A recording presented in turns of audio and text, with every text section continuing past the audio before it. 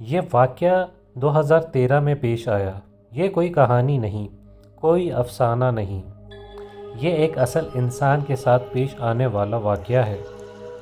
2013 میں ایلیسا لیم نامی 21 سالہ طالبہ کینیڈا سے اکیلی امریکہ گھومنے آئی اور لاس اینجلس کے ایک مشہور بدنام ہوٹل سیسل میں ٹھہری۔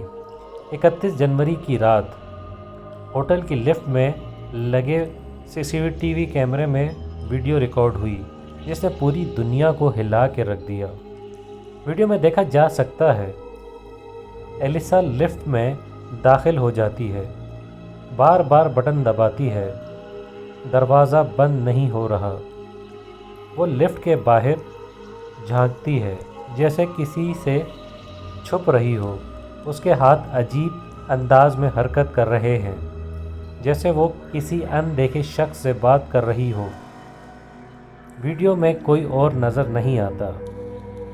ایلیسا کے چہرے پہ خوف واضح ہوتا ہے۔ یہ ویڈیو آج بھی موجود ہے۔ اگلی صبح ایلیسا اپنے کمرے میں نہیں ملی۔ پولیس نے تفتیش شروع کی۔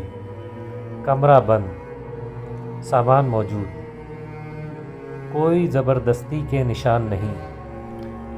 کئی دن تک اس کا کوئی سراغ نہیں ملا۔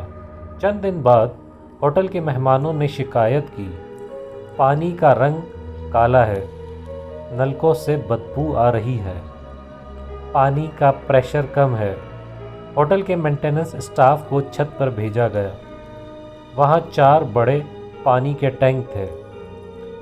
جب ایک ٹینک کا ڈھکن کھولا گیا، رپورٹ کے مطابق موت کی وجہ ڈوبنا۔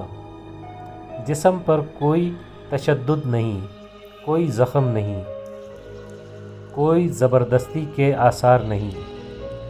لیکن سوال باقی رہ گئے، وہ اکیلی چھت تک کیسے پہنچی؟ اتنے بھاری ٹینک میں خود کیسے چڑھی؟ ڈھکن بند کیسے ہوا؟ لفٹ میں وہ کس سے بات کر رہی تھی؟ پولیس نے کیس بند کر دیا۔ لوگ آج بھی نہیں مانتے۔ یہ کیس ڈاکومنٹریز میں پڑھایا جاتا ہے، کرمنالوجی میں مثال دی جاتی ہے اور دنیا کے سب سے خوفناک انسولوڈ انسیڈنٹ میں شمار ہوتا ہے کیونکہ یہ سب حقیقت میں ہوا۔